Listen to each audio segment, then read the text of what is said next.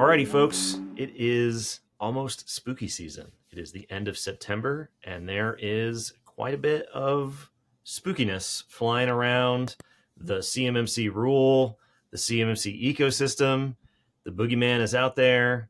Lots of scary stories to be had if you are paying attention to what's going on in the ecosystem recently. And last night we had another AB town hall, didn't we? We did. And there's a lot of things that were covered in the town hall, right? But I think we jump into this and we say Matt Travis, who is the CEO of the CMMC AB, will be at CS2 Denver coming up. Opening session, the morning of day one. And the great thing about CS2 is every session comes with its Q&A section. And if you have questions that revolve around anything, and I'm sure that there are a lot, I think that would be the perfect time for you to step in and say, Mr. Travis, can I have a word? I think, you know what I'm saying? I think there's controversy, there's scandal, there's drama, there's suspense, there's everything to be had flying around the ecosystem today. So I think rather than diving into what happened on the town hall, we'll link to it. And I would encourage everybody, register for CS2, and then we can ask him right there what's going on. And I think probably in the episode after CS2, we'll probably roll all that stuff together and sort of see what was going on. However, among all the things that got covered, apparently there's going to be a government shutdown, huh? Yeah, there is. And I think that that's the one thing that I want to take from the town hall, and I want to ask you. So, Jacob, Matt Travis, sorry, we're not on a first name basis, but Matt Travis last night discussed how the looming government shutdown would affect the rulemaking process, because obviously it is a process that is ran by government employees, right? Yeah, so absolutely. What gives? What's going on? Yeah, so in keeping with I think the running theme of the show and Summit 7 content, the big picture to focus on is rulemaking, right? Mm-hmm. Issues with the AB, stuff that pops up here and there, whatever else is going on. Rulemaking is the sort of big gear in the system that everything else kind of falls by the wayside. And one of the things that can severely affect rulemaking is a government shutdown. So we'll post a link to a Reuters article that we found the other day that sort of looked at what happened in the last shutdown, the 2018-2019, I believe, government shutdown. Long story short, the Office of Management and Budget is part of the government. OIRA, the Office of Information Regulatory Affairs, that does all the regulatory reviews for all agency rules, including CMMC, which they are currently looking at, is one of the offices and activities that gets pulled back the most sharply when a government shutdown happens, which essentially means that if the government shutdown occurs, and I don't know a single person that thinks it won't occur, rulemaking basically freezes, right? Nothing happens regarding rulemaking. So are they going to have an 11th hour deal? Is it going to be shut down for 72 hours and everybody just had a long weekend?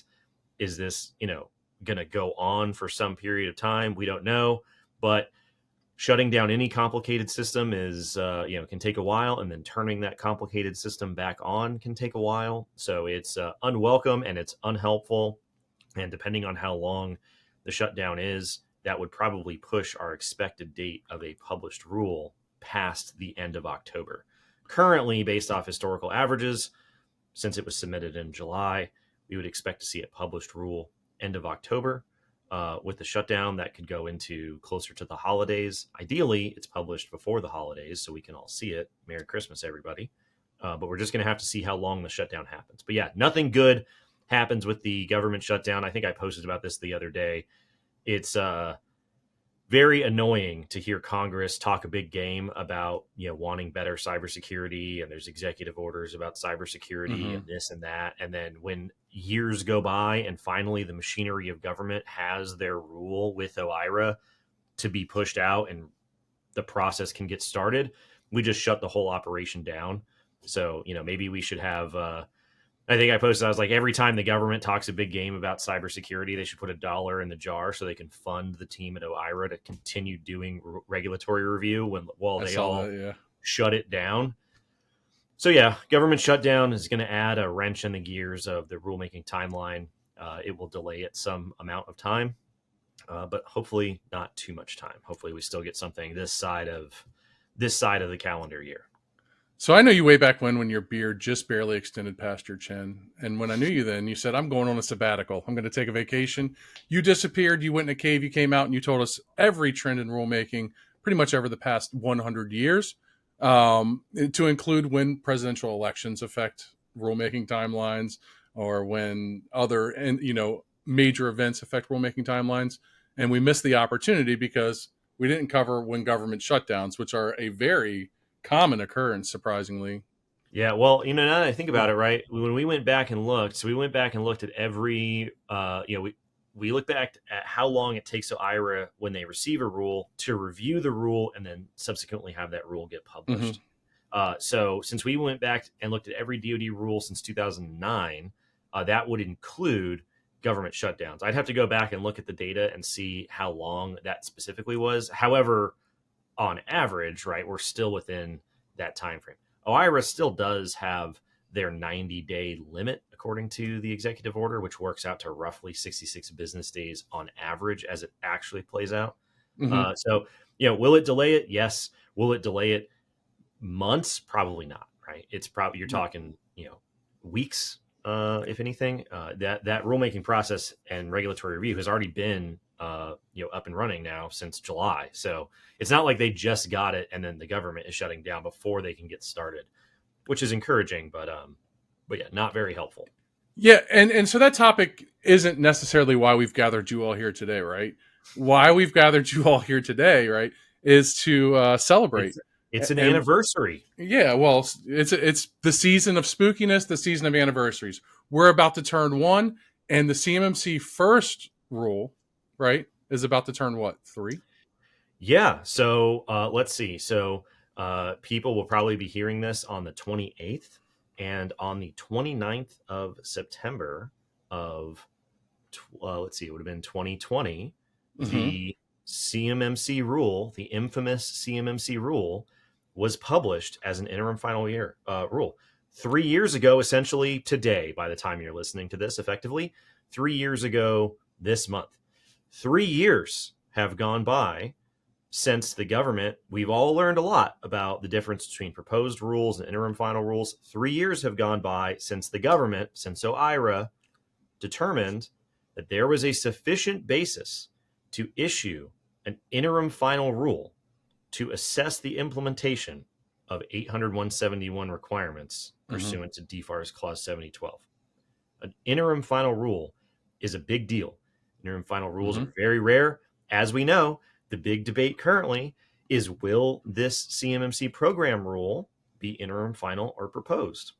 And everybody that you talk to believes that it will be a proposed rule. And I think that is very peculiar. And so, I wanted to cover kind of two things just very quickly for everybody's awareness, right? Probably just take this episode to kind of look back at how far we've come or not come since the 2020 rule. So at a very high level, in 2013, the DoD decides that they need to get their hands around the industrial base losing sensitive data to basically Chinese intrusion activity. And so they issue a proposed rule that creates the DFARS 7012 clause for the first time. DFARS 7012 clause was created in 2013 through a proposed rule, public comment, final rule, wham, bam, here you go. You got the clause, right? Now, as time went along, those intrusions, that exfiltration of data, the lack of incident reporting, the lack of implementation, the lack of assurance got worse and worse and worse.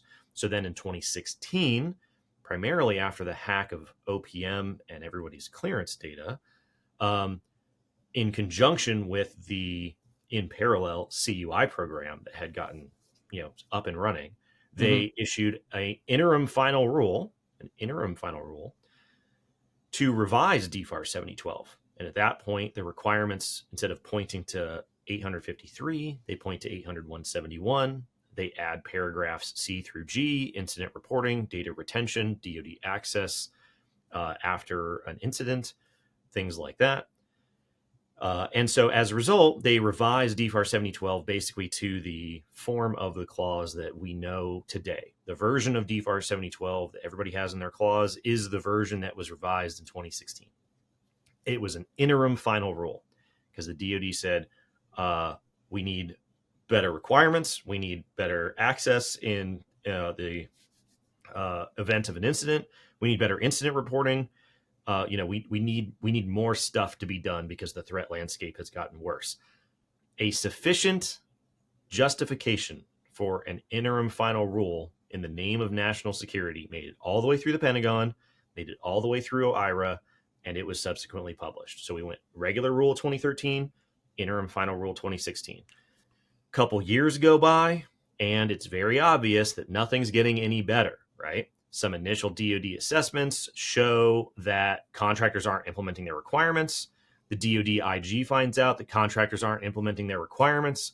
The Senate Armed Services Committee finds out that contractors aren't implementing their requirements. The Sea Dragon submarine launched hypersonic missile program gets compromised.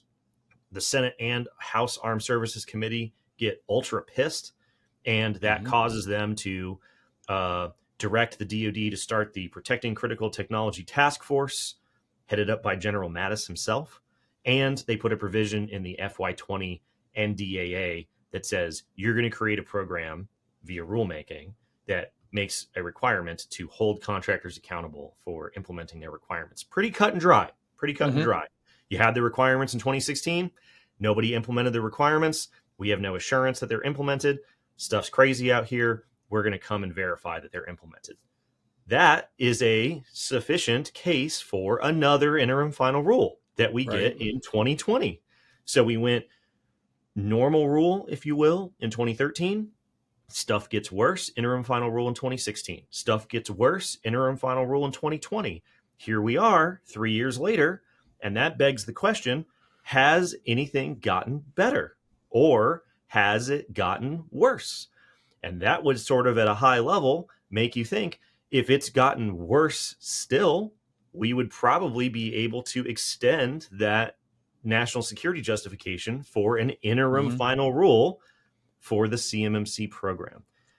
So I put a linked on, very unscientific poll on LinkedIn and said, what do you think? Should it be an interim final rule? Should it be a proposed rule? And the majority of people linked to it. And the majority of people said it should be an interim final rule. Now, these are people who, they know what's going on. They probably understand the basis. This is not a holistic or, exhaustive set of people to poll, but it is interesting, right? It is interesting. And so that's the high level overview. Maybe we'll just stop there really quickly. But later on, I want to sort of go into the specifics that are listed in the 2020 rule to sort of outline what the justification was then. People can ask themselves, do you think it was any better today? 2013, the justification exists. 2020, the justification exists. 2013, 2016, and 2020. Oh, yeah. And now we get to the fourth iteration, and we not only know that the justification exists, but it's even more dire, right? The way that we are competing with our adversaries is even more pathetic. Like, it's a terrible word, but it's the truth. Like, it's practically taking candy from a baby. So when we talk about that, what would be justification in this scenario for deviation from history and going from interim final to a proposed? Well, the counter argument, right, is it needs to be a proposed rule because the program is so complicated that you really can't skip this public feedback process and jam out the rule, right? Now, the thing about the 2020 rule that we've talked about before is the 2020 rule just creates a contract clause for CMMC, DFARS 7021. And it basically says, go get a CMMC certification.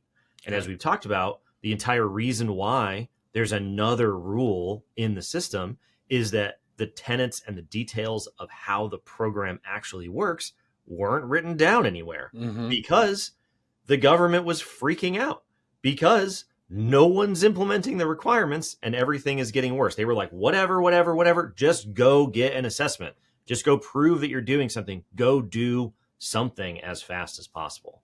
Now, they basically created a clause without the program. It's effectively the cart before the horse metaphor, right? Here, Right. the horse being the CMMC program and the cart being the CMMC contract clause.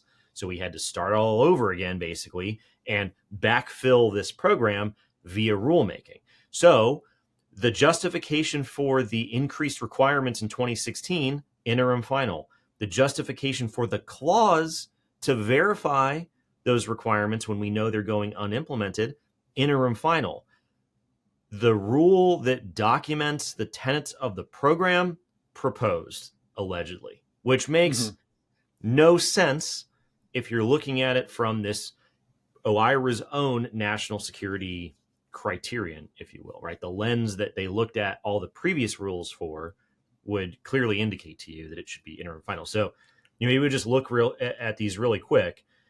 So inside the text of the 2020 rule, which we'll link to it, people can go read it for themselves, right? Inside the text of the interim final rule, they basically outline two things. They outline that the cyber threat landscape is becoming increasingly dire. I don't think anybody would disagree with that.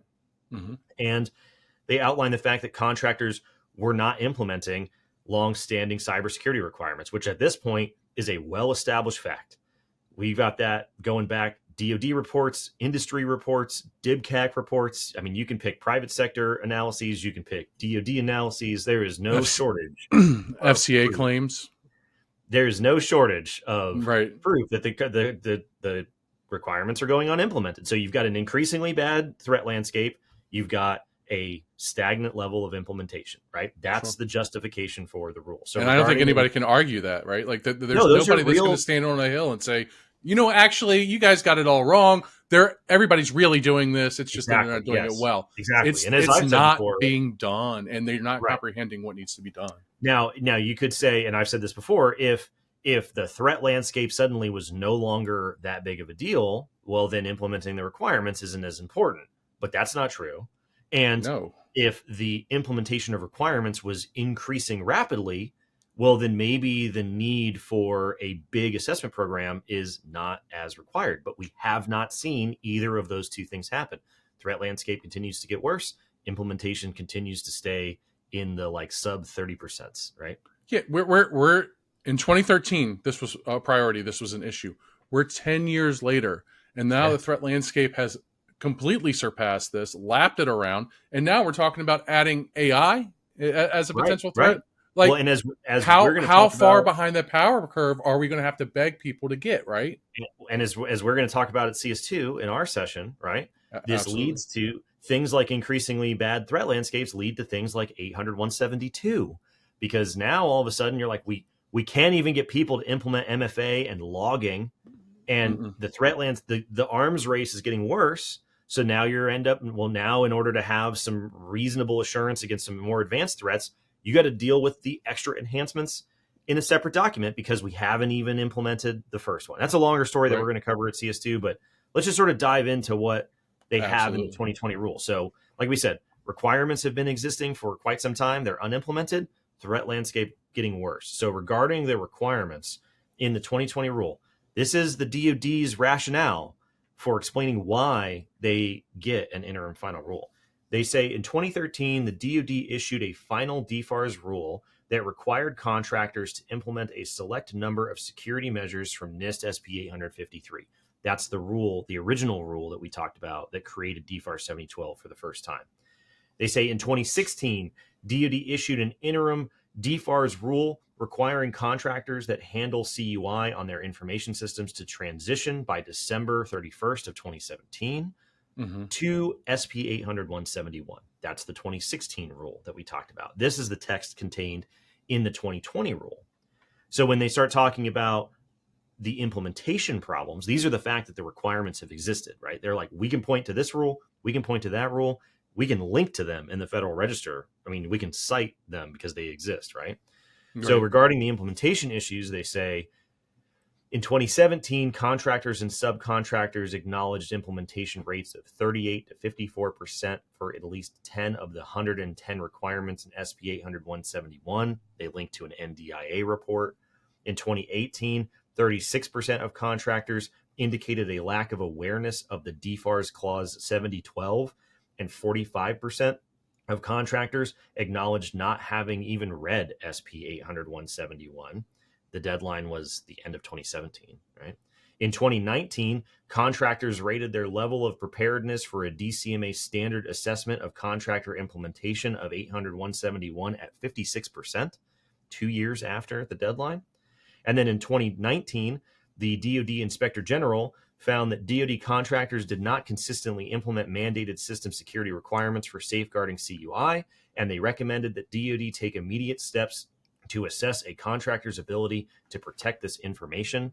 Subsequently to that, also in 2019, the Senate Armed Services Committee expressed concern that DIB contractors are inviting targets for our adversaries who have been conducting cyber attacks to steal critical military technologies. And to this end, the NDAA for fiscal year 2020 directed the Secretary of Defense to develop a consistent, comprehensive framework to enhance the cybersecurity of the U.S. defense industrial base no later than February 1st of 2020. In 2020, only 36% of contractors demonstrated implementation of all 110 of the SB 800-171 requirements for assessments conducted on site by DoD DIBCAC today. And they conclude this section by saying, various industry surveys and government assessments conducted to date illustrate the following. Absent a requirement for defense contractors to demonstrate implementation of standard cybersecurity processes and practices, cybersecurity requirements will not be fully implemented, leaving DoD and the DIB unprotected and vulnerable to malicious cyber activity. Therefore, interim final rule, here's the text of the 7019, 7020, 7021 clause. Pretty strong case for why you would get a rule. And as we've talked about before, this was the first time that anybody had heard of any of this. They didn't know they had the 7012 clause. They didn't know that something happened in 2013. They weren't aware that something had happened in 2016. They certainly were not aware that they had been self-attesting by accepting these purchase orders, saying that they had been implementing it when clearly they were not, which brings up a whole other set of issues with DOJ and the False Claims Act. And so when you read through this information in the rule, whether you love CMMC or you hate CMMC or whatever, has any of this stuff that they outlined 3 years ago in the rule changed for the better?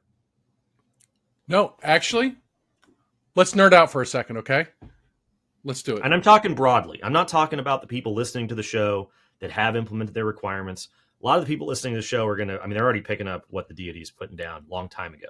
I'm saying big picture here.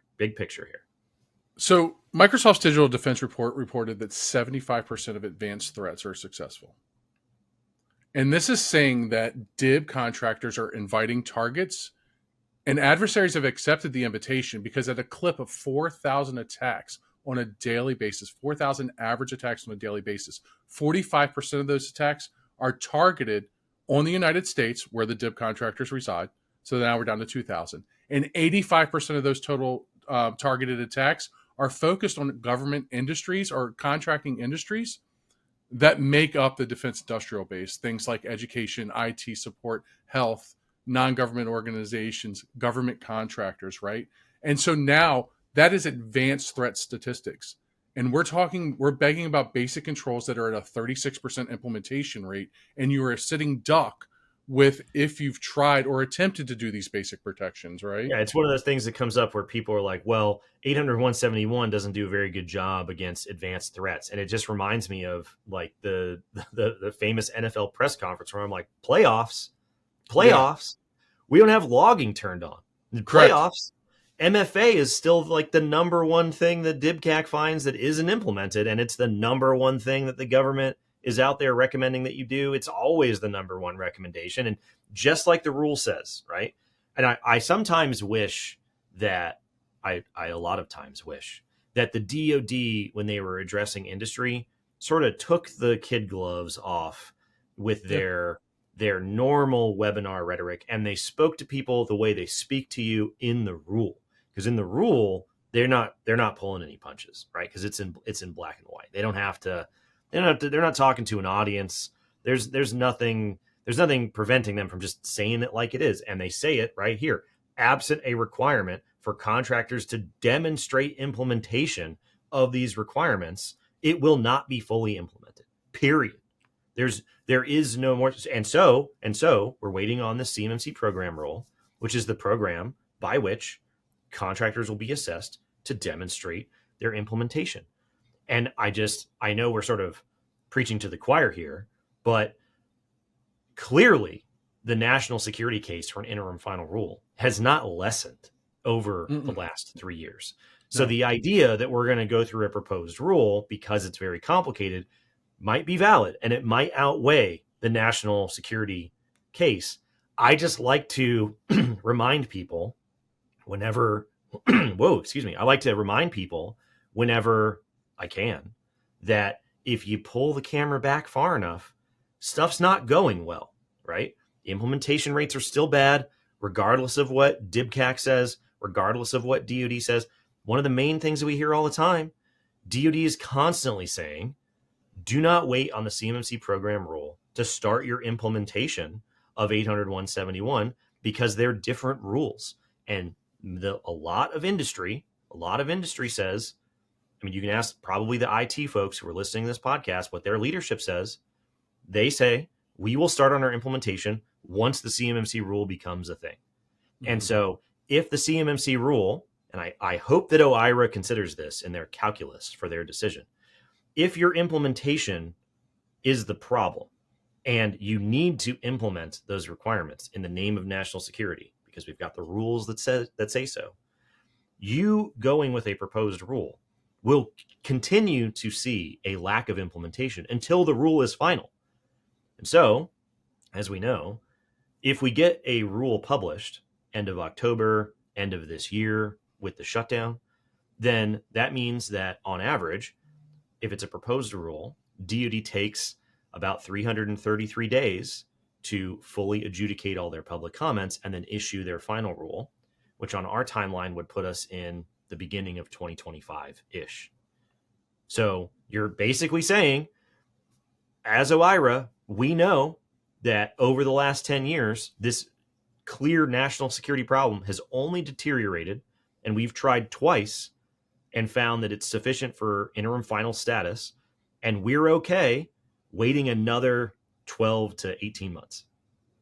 And, you can agree with them, you can disagree with them, but I just think that not, especially with all the stuff that's going on around the town hall, the AB, the NIST revisions to 171, all the ticky-tacky little details of what's going on in the overall story of this saga of stuff, I just think that people kind of lose sight of why this all started, right? Sure. And what the trade-offs are if we go with a proposed rule. I mean, there are no solutions to these problems. And there's trade-offs if we go with an interim final rule as well. But, people should check out the poll that we had on LinkedIn. They should check out the article about the government shutdown. They should check out the text of the 2020 rule. Just skim through it. I mean, it was 3 years ago. This is what we're all waiting on, honestly. So just good for everybody's awareness. And I just wanted to bring that up to everybody and make sure that they didn't forget. Could you imagine saying, like, sitting in the living room one night and NBC airs a commercial and it says, premiering brand new TV show, and they don't tell you what it is, right? And then you show up at the time that's supposed to premiere and it's like Saved by the Bell, but it's the old school Saved by the Bell, and they're passing it off as brand new, and now it's required that you have to watch it. Dude, Wait, now, there's a new Saved by the Bell? Yeah, there's like the college years, and they redid it and everything. It's crazy. Yeah, I don't want to. I got wild. Nope. I don't even want to know. Zach's the principal. Like, it's nuts. Zach is the principal? Real no life. Way. No, he's the governor of California. Never mind. I will watch The Golden Bachelor on repeat before I watch that abomination. The thing is that's what we're doing, right? Is that we are sitting here and we are arguing T's and I's on a rule that realistically is bringing the cybersecurity posture of an industry up to a level that was relevant when Saved by the Bell was. I would like, if I could get into a time machine, right? There's a bunch of stuff I'd like to do. One of the things I would like to do is I would like to go back to 2015 after the OPM hack, and I would like to get the director of national intelligence, the director of the CIA, the director of the NSA, and then I'd like to take them forward to 2016, and I'd like to sit down with General Mattis, Brigadier General Murphy, and the Secretary of Defense right after the compromise of the Sea Dragon program, along with the DoD IG, right after they published their report. And I'd be like, everybody, thanks for coming. Stuff's not going well, as I'm sure you're aware. And I would just like you to know that I am from the future, and none of this stuff will start to get better until at least 2025. I saw a movie like that. I'm glad that you didn't follow the same storyline, because General Mattis and the IG people What do you think Mad kissing Dog at the Mattis enchantment.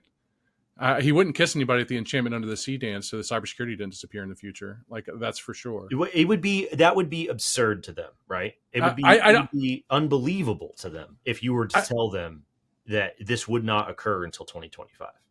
I don't think that anybody intended, for it to be that way. Like, it's just that this is where we're at. This is how things 100%, have gotten. 100%. Now, the nice part, the bright side, there's always a bright side. The bright side is that all of these unintentional bureaucratic delays give companies more time to get right. You know what I mean? Yeah. Because it clearly is an inevitability, even if it's taking a lot longer than anybody would have otherwise wanted when these bad things were really the focus and attention spawning these rules. And I think that in the long term, that's a huge advantage because it gives people a lot of time to wrestle with these requirements. The downside to that bright side is the longer that people have had to implement the requirements, the less of a case companies will have for not having had enough time when it finally comes out. Sure. And around we go, right? And more removed from the cybersecurity program that reflects the modern threat landscape. That's the other thing that's not being taken in here. 5 years down the road, what's the threat landscape going to look like? Is it going to look like 171? Yeah, I mean, it's probably going to look like 172 at the start, or 173 on top of that. Who knows what we're going to get? Right, and I think that's the thing. Yeah, it's a constant evolution. But like we said, CS2 next week, as of the time of this conversation. If you want to have a conversation with Matt, if you want to yell at Matt Travis, he's going to be there. If you want to yell at us, we're going to be there. There's going to be a whole bunch of people. Yeah, there's going to be a whole bunch of people. We can all yell together, right? We're going to cover 171 in detail. We're going to cover 172 in detail. We're going to cover 171A in detail. There's C3PAOs. There's panels. There's higher ed. There's tool demonstrations. There are more speakers at this CS2 than any other CS2 that we have held. And we've been holding this event for 5 years. Thousands of people have attended CS2 over the years. And this is the biggest number of presenters we've ever had. So still time to register. Discount code's still valid, which we'll put down below. And some of you have already used that discount code. So thank you very much. We see you. We love you. Like and subscribe. And we'll see you in Denver. See y'all.